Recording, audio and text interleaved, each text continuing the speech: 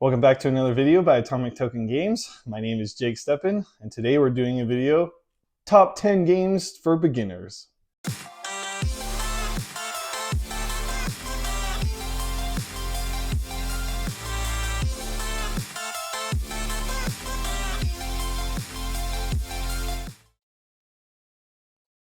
So, kind of my inspiration for this game, I realized that I do a lot of gaming with people who maybe aren't as into the board gaming community or the board game habit as I am, right? That they haven't quite picked up the hobby of playing games as much. They haven't really played very many games.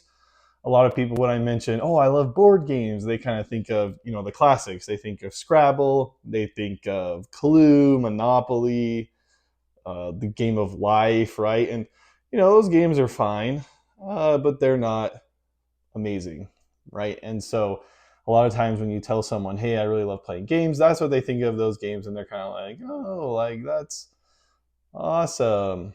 Um, and so, yeah, I get a lot of chances to play games with people and introduce them to the hobby of board game playing and to some of the board games that are out there. So I wanted to make this list to talk about the top 10 games for a beginner to try out to kind of introduce them to the hobby and hopefully hook them, right? Get them into it. So if you're looking for a fun board game to play and maybe you haven't tried very many, this video is for you. Now, first up, I have an honorable mention, which is the Settlers of Catan. So this game, the reason it's an honorable mention is it's actually pretty mainstream. A lot of people who aren't super into board games have played Settlers of Catan. It's kind of made its way into that mainstream section. It's still not quite, fully mainstream. However, a lot of people have played it, and it can be a great game for beginners. Right? There's very simple rules. You try to build your kingdom by building settlements and cities across the map and use those to collect resources by rolling dice. It's very fun, very random. There's a lot of interaction. You can trade with people. You can try and steal from them with the robbers. There's a couple different ways to earn points, so there's not always like one best way to win. And all of these things are great aspects of a good game. Um, that being said, there are better games than Catan, in my opinion. Um, and so, because it's already kind of mainstream, a lot of people played it, and it's not necessarily my most favorite game. I included this as an honorable mention. I think a lot of people have played it. This is a great starter game. However, we're going to go for 10 more that I think are even better.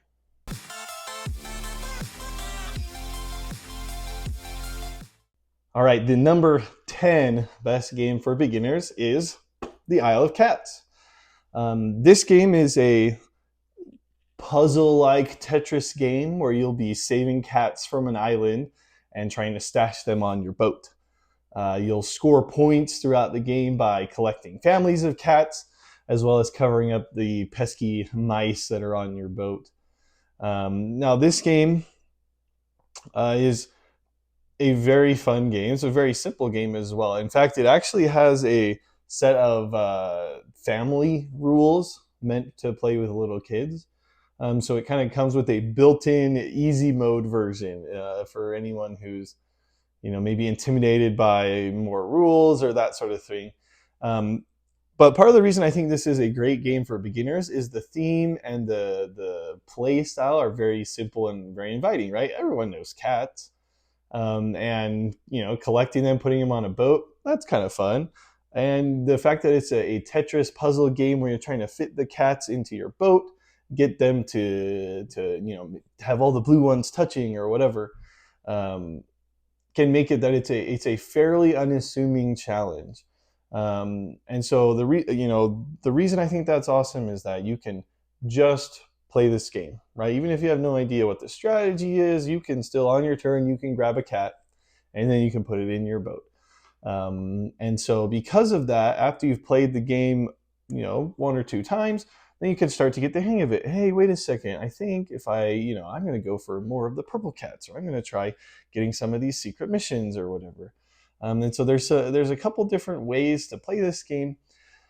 but at its level, it's very simple. So it doesn't require a lot of thought at the beginning. It doesn't have to be super strategic, which makes it a great intro game. You can just hop in and play, or you can start to really start thinking about it. And hey, I want to try doing all these different things. So because of that, this game definitely makes my top 10.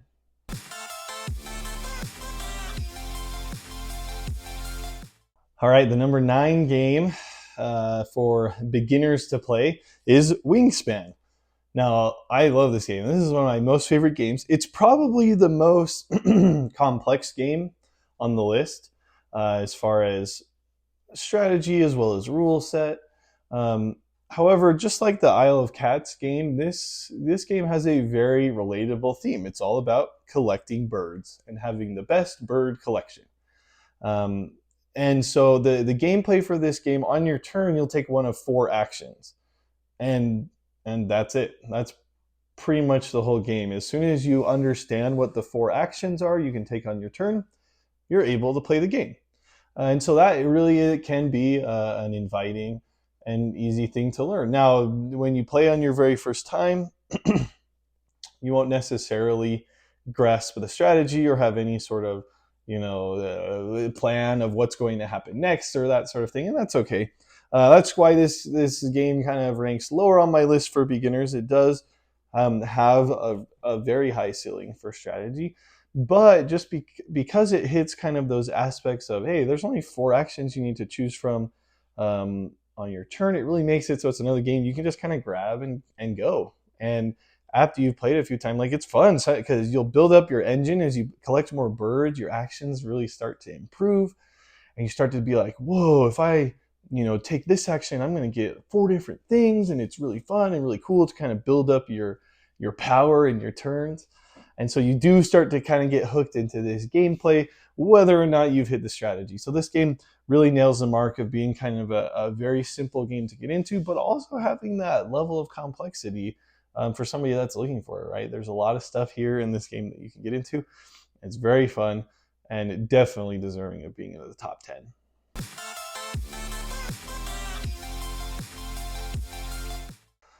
Okay, the number 8 top game for beginners to play is Cascadia. Now, this game is another tile laying game with a very simple nature theme that's easy to understand and get into. You'll notice that's definitely a theme with a lot of these games for beginners. So in this game, you're trying to build out your wilderness zone. Each turn, you'll be given a choice to choose a tile and a token to add to your board. Each time you play, there's going to be a set of scoring criteria for each of the different tokens. And so you'll be trying to get groups of bears or rows of elk or school of salmon or different things in your board as you kind of build out your wildlife preserve. And the reason I think this game is great for beginners, I already mentioned it's a simple game, right? You're just trying to build out a puzzle, something anybody can do, right?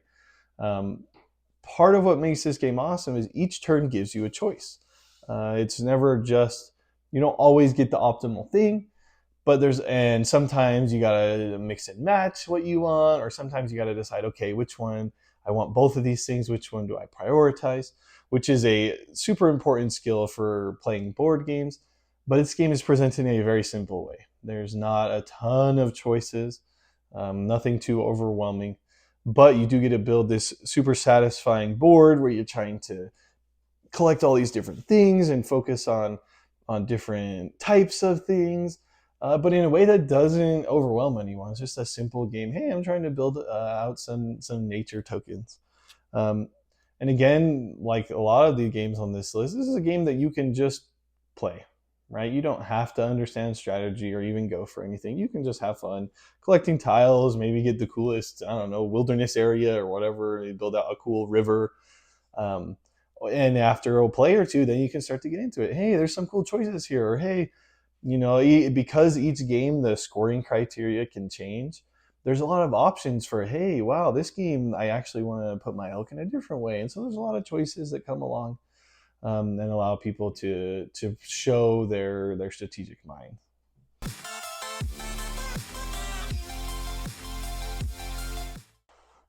All right, the number 7 game for beginners to play is Azul.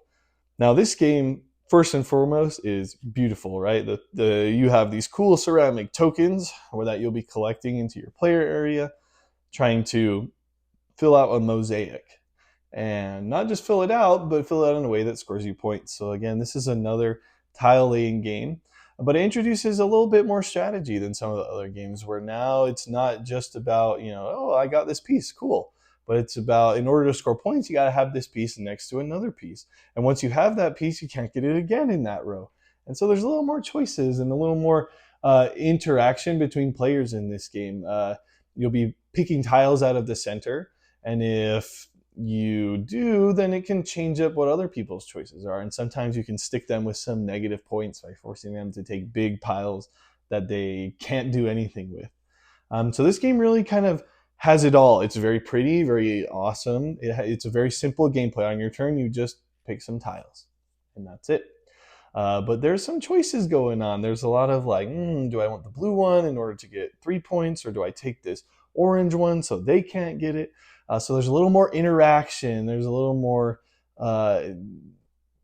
thinking about other players, which can really bring up the tension in the game and make it more fun, and that you can affect other people. While at the same time, you're just kind of playing your own game. You're trying to minimize losses and maximize profits. And so you get a chance to do your own thing and kind of enjoy your gameplay. But each time you're playing, you get more and more opportunities to earn points and to really build the best field that you can.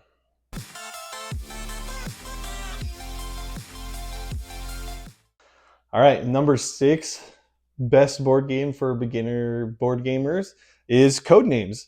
Now, this game is the only party game that I have on the list.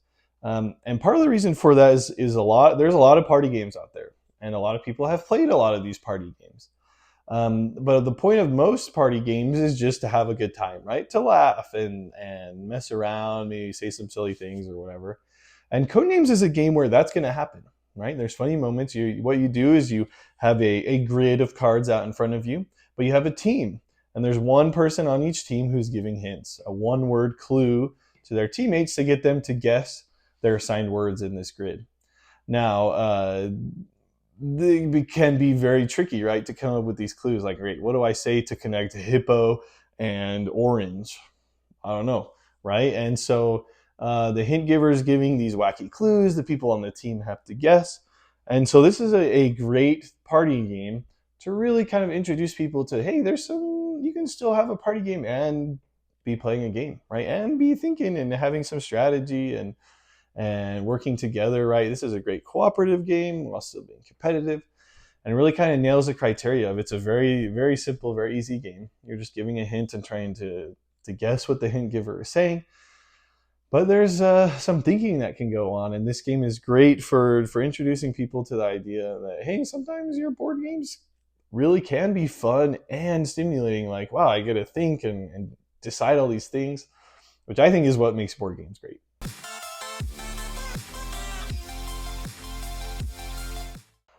All right, number 5, halfway through the list. The 5th best game for beginning board gamers is Downforce.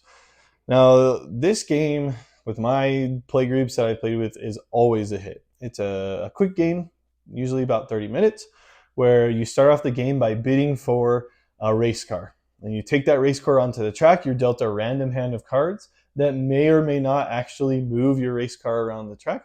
And each turn you play one of these cards and you move all the cards associated with it. So on your turn, you may be moving the yellow car, the red car, the blue car, and the black car, all a few spaces along the track. So this game is a hoot. It's super fun. You're just trying to race your car as fast as possible. And in the process, maybe trying to block other people or slow them down or whatever. Or you might even be bidding on someone else's car, and so you decide to help them out a little bit just so you can earn some extra cash. This game is great. It's got a lot of kind of direct competition. There's a little bit of strategy in there, and some luck. So it's a game where someone who doesn't understand what's happening can still have a good time and maybe even win, which is the worst when you've played before and somebody's just playing randomly. But as a new board gamer, someone getting into the game, this is a great game. Uh, Board games where there is a lot of luck can be really fun, especially for new players where they might not understand the strategy. So having that luck makes it that they can have amazing turns or they can win the game even. And this game's definitely one of it. There's also some strategy. You're going to be bidding on cards, trying to pick a winner before it ends. And so there's some, mystery and tension of, hey, I really want this card to win because if they do, I earn money. But like, that's not my car. So if I beat them, I get money as well. And there's all these choices of what to do, which make this game just so fun.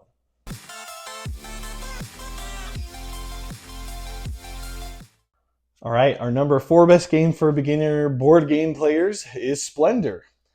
Now, this game is, again, a very pretty, fun game. Very cool art. It's all about collecting gems and crystals.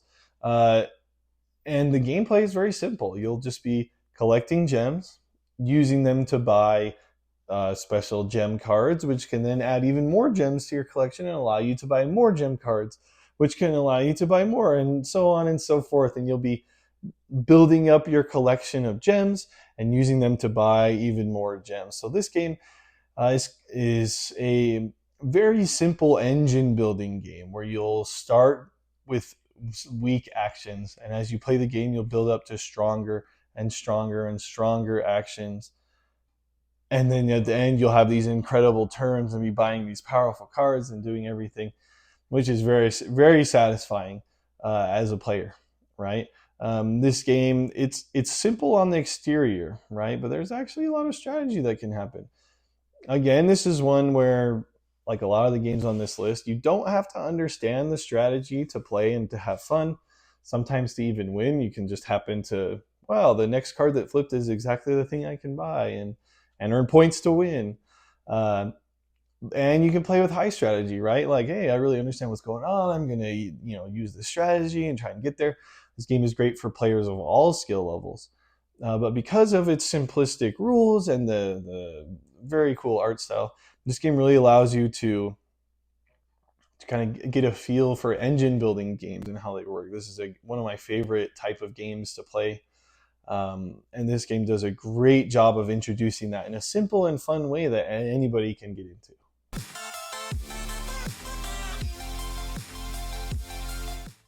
All right, top three. Our top three game for beginning board gamers is Dominion. Now, this might surprise some people that are familiar with this game, but this was actually my first board game that I ever played. That was a real board game above the classics. When I was, I don't know, 12 or 13, I think is when my family got it. But this is a deck building game. This is a game where you start out with a deck of 10 cards. You'll use them to play on your turn and take actions and buy new cards, which then get shuffled into your deck, and then you'll draw them and you get to use those and kind of continue with that whole strategy. The point of this game is to collect victory points, which get shuffled into your deck, which are useless during the game. So you have to kind of weigh the pros and cons. Well, if I buy this victory point now, it's just going to hurt me. I got to wait till the end, or else it's just going to mess up my deck and my playability.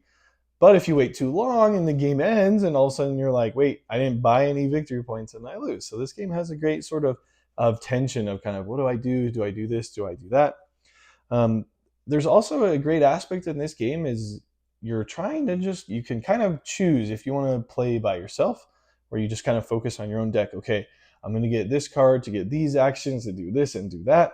You can also attack other players. You can be like, hey, I'm going to mess them up and hope that helps me win, right? That if they have worse turns than me, maybe I don't have the best turns, but I'm affecting them as well, right?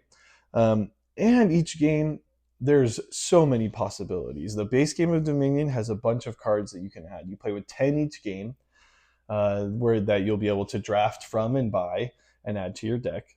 And then in the box there, I don't know, there's like 30 cards in the base box, and then there's like 18 expansions. So there's tons and tons of cards, tons of possibilities with this game that you can play with that make it so fun, so replayable, so many cool things happening. And even though this might sound overwhelming, wow, that's a lot of cards, a lot of things. The cool thing about this game is on your turn, the actions are very simple. On your turn, you're allowed to play one action card, and you're allowed to buy one card from the store. And that's what you start with. And as you buy more cards, you're able to build up and kind of get an engine building thing going where each turn you're able to take one action to add another, to draw a card, to buy two things, to get extra coins, and do all these things. It's a very satisfying game, very simple and easy to get into. And because of all the different possibilities, you can really ramp it up. You can play for different play styles. Maybe Billy really likes attacking people, and that's his favorite type of game. But maybe Susie really likes collecting things. You can play both. You can have both types of things in the same game. So this game is really diverse, really adaptable, and very simple, right? It's another great game for beginners because it has a low floor and a high ceiling. There's not a lot you need to understand to start playing, but there is a lot that you can do. So there's a lot of room for growth. Still one of my favorite games of all time.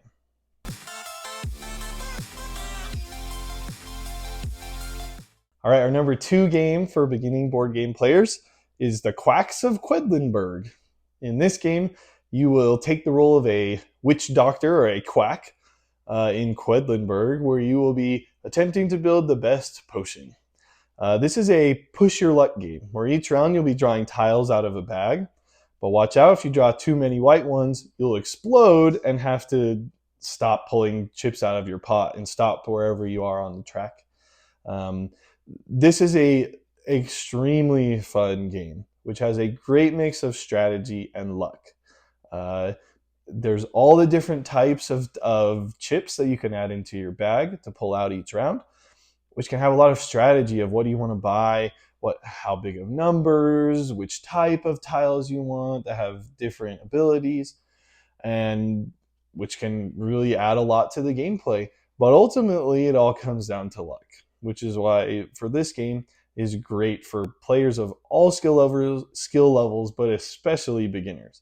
There's a lot of fun they can have. They can totally crush you. They can totally win.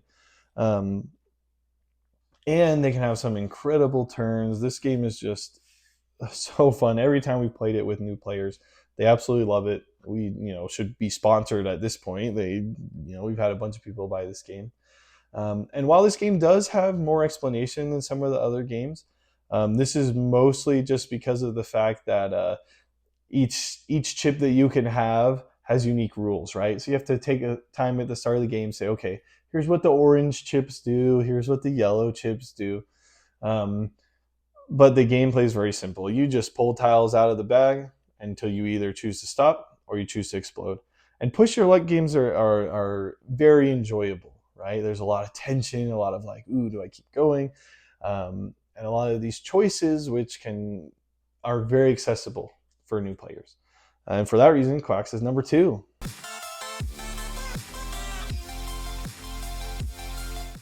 All right, the number 1 best game for beginning board game players is Carcassonne.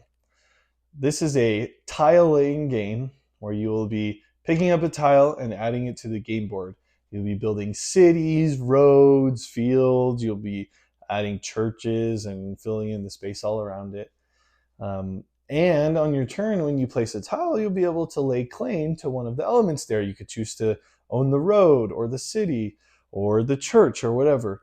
And when you claim these things, you're able to earn points from them. This game is very simple. It's a 7-year-old could pick it up, a kid, and play it and have fun and score points and win. But it also has tons of opportunities for strategy, right? This game is kind of the pinnacle of being accessible, right? You're just building towns and cities and roads. Everybody knows those. It has very easy gameplay. On your turn, you pick up a tile and place it somewhere where it can fit. That's easy. Everyone can do that. And then there's some strategy, right? It's stuff where you can lay that down and you can choose to claim it and you'll earn points from it. Or you could choose to not. There's just very simple choices, at least on the face, right? It's a very simple, very accessible game. Great for beginners who are trying to figure out, hey, I don't really know how board games work. I'm not really used to games with more rules or maybe more strategy or that sort of thing. There's some luck and strategy mixed in. This game does great at making it so accessible, so easy to play, and yet so fun at the same time. this is one of those games where when you finish, you almost immediately say, I need to play again because I think I could do better. Or, oh, I almost completed this city here. That would have been worth 20 points, but I only got half of that or whatever, right? There's all these moments of, I was so close. And you start to realize, hey, there's all these things I could have done, which just make it a fun game, a very enjoyable game. A great mix of being simple and yet having depth to it. Now, overall, all these games, right? We had our top 10 list, and that's it for our top 10 list. Let me know what you think about this, right? These are some of the games that I enjoy playing with new board game players. I play with new board game players a lot. The board game hobby is one that I think is growing, and it's great to introduce people to them. These are great options for a lot of people. They're ones that I've had a lot of success teaching new gamers to play, and ones that have helped them kind of get hooked and start to learn more. And hey, what else is there, and that sort of thing. So let me know down below. Comment what your first board game was, or maybe what you wish it would have been, or if you agree with my ranking here. Make sure you leave a like on the video and subscribe if you haven't yet. I really appreciate it. And we'll see you in the next one.